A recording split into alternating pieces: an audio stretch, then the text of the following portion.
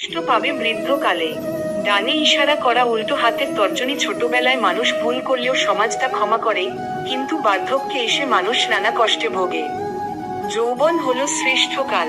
ডানে ইশারা করা উল্টো হাতের তর্জনী। যৌবনই হলো কর্ম, স্বপ্ন ও সৃষ্টির সেরা সময়। বাঁচবো আর কতকাল, ফাঁকি দিলাম বহুকাল।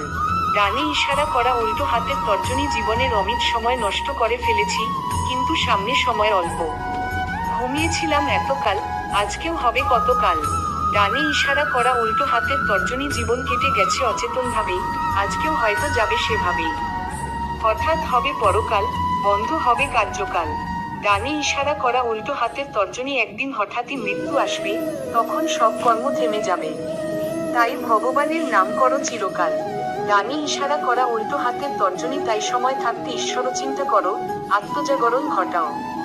এই বাণীটি আমাদের মনে করিয়ে দেয় যে জীবন ক্ষণস্থায়ী, সময় অমূল্য, এবং আত্মিক প্রস্তুতি জরুরি। জয় শ্রীকৃষ্ণ।